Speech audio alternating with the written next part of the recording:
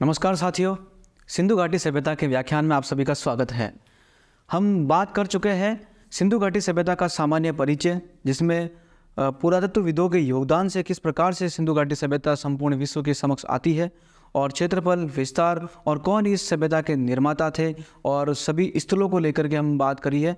अब हम सिंधु घाटी सभ्यता का एक एक करके संपूर्ण सिंधु घाटी सभ्यता का नगर नियोजन क्या था, उनकी सामाजिक व्यवस्था क्या थी, किस प्रकार से वो व्यापारिक संबंध उनका स्थापित था, आर्थिक अर्थव्यवस्था कैसी थी उनकी, और राजनीतिक व्यवस्था, सामाजिक व्यवस्था, ये सब पढ़ने के बाद हमारा जो सिंधु घाटी सभ्यता को हम अंतिम रूप देंगे, सिंधु घाटी सभ्यता का पतन कैसे हुआ, किस प्रकार से ये सभ्यता समाप्त होती है। तो शुरू करते हैं सिंधु घाटी सभ्यता के नगर नियोजन से। देखिए, सिंधु घाटी सभ्यता का जो नगर नियोजन था वो एकदम सुनियोजित नगर नियोजन था। सुनियोजित नगर नियोजन था मतलब यहाँ पर जो दो भाग मिले हैं सिंधु घाटी सभ्यता के, दुर्ग भाग और नगर भाग। मतलब सिंधु घाटी सभ्यता का जो दुर्ग भाग था वो इस प्रकार से पश्चिम की ओर था, और जो नगर भाग था वो पूर्व की ओर था।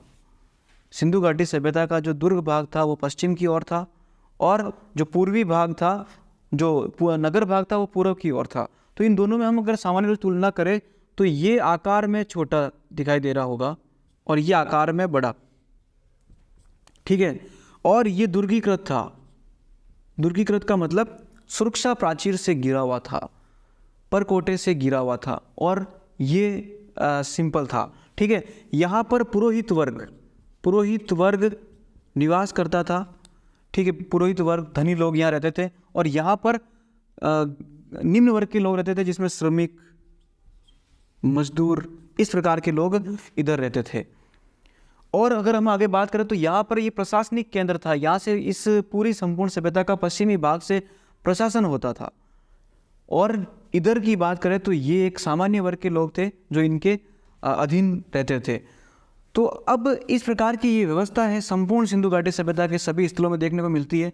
अब कुछ स्थल लिखे हुए चनुदड़ो, कालीबंगा, सुरकोटड़ा, लोथल और धोलावीरा, ये अपवाद के रूप में लिखे हुए हैं।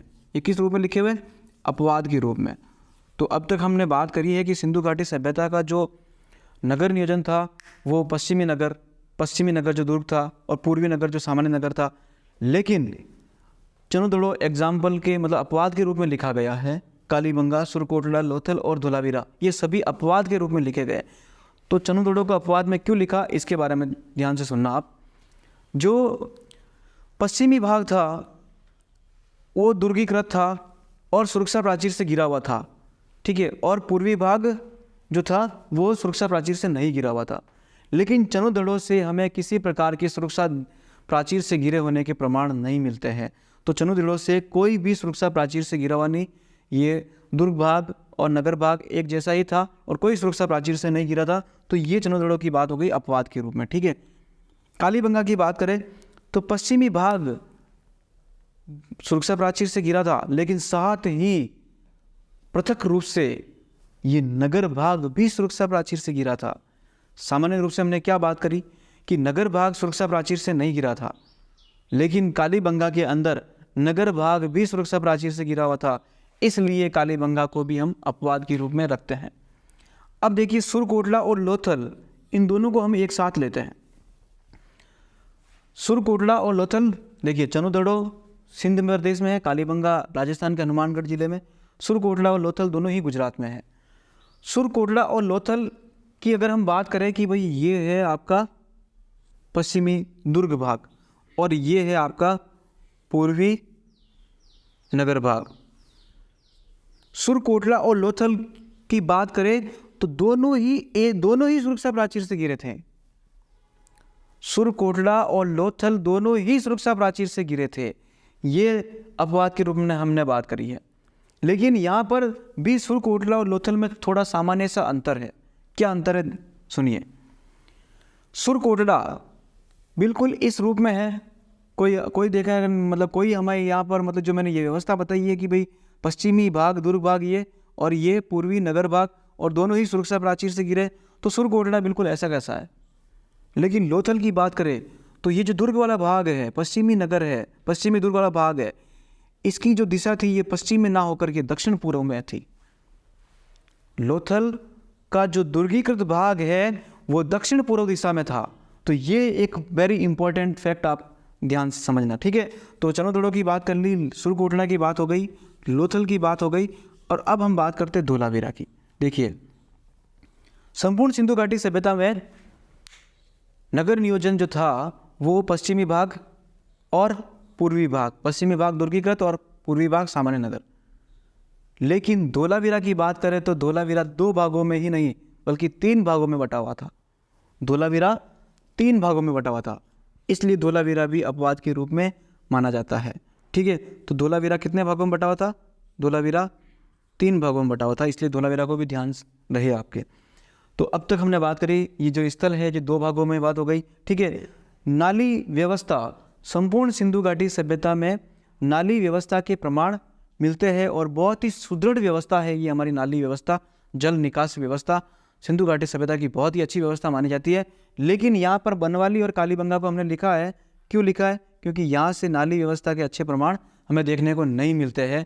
बनवाली और कालीबंगा से नाली व्यवस्था के प्रमाण हमें देखने को नहीं मिलते हैं। लेकिन कालीबंगा के संबंध में आप एक बात याद रखिए, कालीबंगा से लकड़ी की नाली की व्यवस्था के प्रमाण हमें मिले हैं।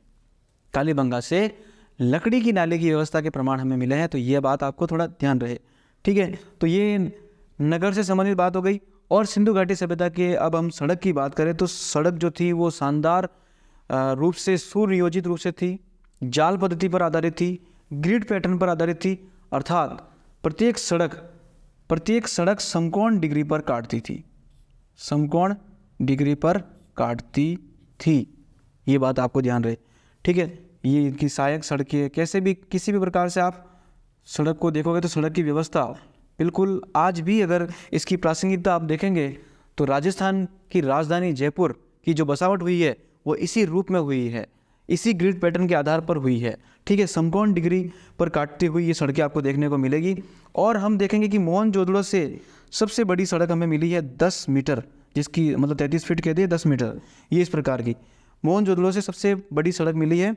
और सहायक सड़क जो इसकी जैसे छोटी छोटी सड़क है, ये मुख्य सड़क हो गई, मुख्य सड़क आकार में थोड़ी बड़ी थी और जो इसकी सहायक सड़कें थी वो थोड़ी छोटी थी, मतलब 3 मीटर की थी और मुख्य सड़क 10 मीटर की, ठीक है। और जो सड़कें यहाँ से मिल रही है ना आपस में, तो एक चौराया आ रहा है, इस चौराहे का नाम है ऑक्सफोर्ड सर्कल।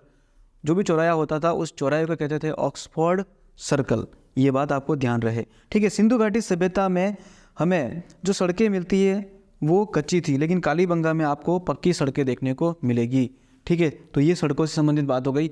अब हम बात करते हैं भवन से संबंधित। भवन में पक्की ईंटों का प्रयोग किया गया है, लेकिन कालीबंगा, रंगपुर और बनावली में आपको कच्ची ईंटों का प्रयोग देखने को मिलेगा, ये भी अपवाद के रूप में है, ठीक है। और सिंधु घाटी सभ्यता का बहुत फेमस नगर है मोहनजोदड़ो, वहाँ से डबल मंजिल के प्रमाण हमें मिले हैं, ठीक है। बहुमंजिला मकानों के प्रमाण हमें यहाँ देखने को मिलते हैं और बहुमंजिला मकानों के साथ में खिड़कियों के प्रमाण भी हमें यहाँ देखने को मिलते हैं। तो देख लीजिए, मतलब आज से 4000 वर्ष पहले कितने वो, मतलब इतने प्राचीन होकर के भी आज की जो व्यवस्थाएं है उनके समकक्ष समानता रखते हैं, कितनी बड़ी बात है ये, ठीक है, ध्यान दीजिए। और सुरकोटला और धोलावीरा से जो हमें पत्थर का प्रयोग हमें देखने को मिलता है यहाँ पर, है ना। सुरकोटला और धोलावीरा मकानों में ये पत्थर का प्रयोग करते हुए हमें नजर आते हैं, ठीक है। अब मकानों में प्रयोग जो ईंटों का माप था वो 28 बाय 14 बाय 7 सेंटीमीटर। आप याद रखने के लिए कैसे याद रखेंगे? 7 का पहाड़ा बोल दीजिए इधर पीछे से, 7 दूनी 14 और फिर 14 का 14 ना 28, है ना। 7 का डबल 14, 14 का डबल 28, इस प्रकार से आप इसको याद रख सकते हैं। अब ये ईंटों के संबंध में बात हुई। और अब सुरक्षा प्राचीर के लिए, मतलब परकोटे का जो निर्माण होता था उसमें जो ईंटों का प्रयोग करते थे उसका माप अलग था। उसका माप कैसे? 40 बाय 20 बाय 10 सेंटीमीटर। याद कैसे रखेंगे? 40 का आधा 20, 20 का आधा 10, या 10 का दुगना 20, 20 का दुगना 40। इस प्रकार से आप इसको याद भी रख सकते हैं। 2-3 बार आप रिवीजन करेंगे तो ऑटोमेटिक आपके लिए, आपके जहन में ये बात आ जाएगी, ठीक है। प्राय ईंटों का जो अनुपात था वो 4:2:1 था। ये कई बार परीक्षाओं में पूछा गया है, ये बात आपको ध्यान रहे। लेकिन इसके संबंध में भी कालीबंगा थोड़ा बहुत अपने आप में अलग बात करता है कि कालीबंगा से प्राक हड़प्पा सभ्यता के मकानों में जो प्रयुक्त ईंटों का जो अनुपात है वो 4:2:1 ना होकर के 3:2:1 था। 3:2:1 एक था। ठीक है, और एक फैक्ट है, सबसे बड़ी ईंट जो मिली है हमें मोहनजोदड़ो से मिली, ये भी आपको ध्यान रहे। ठीक है, और कालीबंगा के संबंध में ही बात याद रखिए, कालीबंगा में एक फर्श में अलंकृत ईंटों का प्रयोग का प्रमाण हमें कालीबंगा से देखने को मिलता है। संपूर्ण सिंधु घाटी सभ्यता में केवल एकमात्र ऐसा स्थल कालीबंगा जहाँ से अलंकृत ईंटों का प्रयोग के प्रमाण हमें मिलता है। देखिए, सिंधु घाटी सभ्यता की अगर बात करें तो संपूर्ण ईंट जो है सभी, मतलब पूरे सिंधु घाटी सभ्यता में जो ईंट का जो प्रयोग हुआ उसकी आकार कैसा था, तो चतुर्भुजाकार था। ठीक है, चनुदड़ो में हमने पढ़ा है, चनुदड़ो के जब स्थल को बारे में जाना था तब हमने बताया कि चनुदड़ो में जो ईंट का प्रयोग किया गया वो कौन सी ईंट थी, बताइए? वक्राकार ईंट थी। कौन सी ईंट थी? वक्राकार ईंट थी, इंटरलॉक ईंट थी, इसलिए चनुदड़ो को थोड़ा अपवाद के रूप में भी हमने रखा है, लेकिन ईंट यहाँ पर सामान्य चतुर्भुजाकार ईंट थी। अब शुरू करते हैं सिंधु घाटी सभ्यता का आर्थिक जीवन, किस प्रकार से उनका आर्थिक जीवन था, किस प्रकार की उनकी अर्थव्यवस्थाएं थी, उसके बारे में जानते हैं। ठीक है, वैसे देखिए, वैसे अपन कहते हैं कि भाई सिंधु घाटी सभ्यता के लोग व्यापारी वर्ग थे, ये थे, है ना, वो थे, लेकिन कृषि ही पर ही आधारित थे ये। इनका जो आजीविका का जो प्रमुख साधन था वो कृषि ही था। ठीक है, तो हड़प्पा सभ्यता में कोई हल या फावड़ा नहीं मिला, लेकिन कालीबंगा से हड़प्पा स्तर के जुते हुए खेत के साक्ष्य संभवतः हड़प्पा सभ्यता के लोग लकड़ी के हलों का प्रयोग करते थे।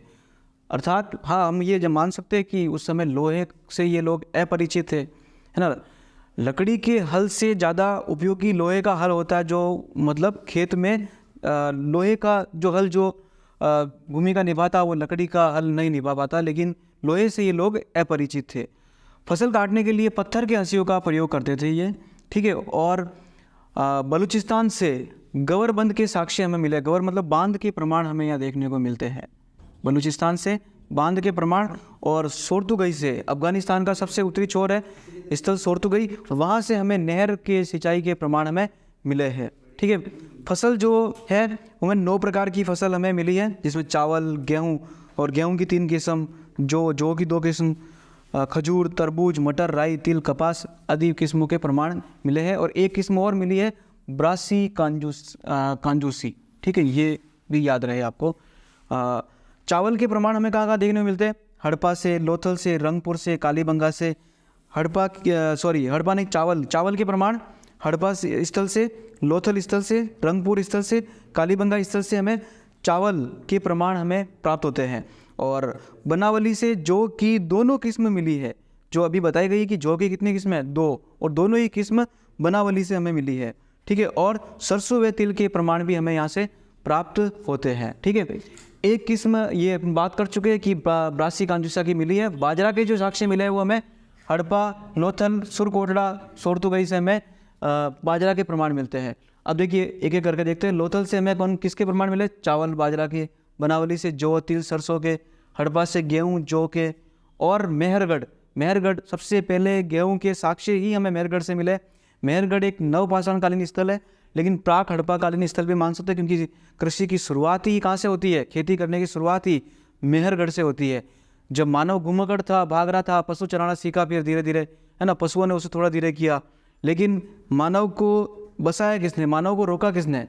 मानव को एक सुदृढ़ जीवन जीने का जो आधार देता है वो खेती ही देती है, कृषि ही देती है, और उसके प्रमाण हमें मिलते हैं मेहरगढ़ से। मेहरगढ़ से गेहूँ, जौ, कपास के प्रमाण मिले हैं। कपास तो संपूर्ण सिंधु घाटी सभ्यता मतलब उसका जनक है। कपास का उत्पादक ही सिंधु घाटी सभ्यता से ही शुरू हुआ है, यहीं से शुरू हुआ है। यूनानियों को भी हम ये कपास निर्यात करते थे, इसलिए यूनानियों ने कपास को सिंडोन भी कहा है। सिंडोन नाम से ये जानते हैं। सिंधु नदी, है ना, सिंधु से ही सिंडोन कहा है कपास को। जुते हुए खेत के प्रमाण हमें कालीबंगा और सोर्तुगई से मिले। सोर्तुगई से शुष्क खेती के प्रमाण भी हमें मिलते हैं। हड़प्पा सभ्यता के लोग रागी और ईख, ये 2 फसल और है, इससे ये लोग अपरिचित थे। रागी और ईख फसल के बारे में ये नहीं जानते थे। यूनानियों ने कपास को क्या कहा है? सिंडोन कहा है। यूनानियों ने कपास को सिंडोन कहा है। क्या कहा है? सिंडोन।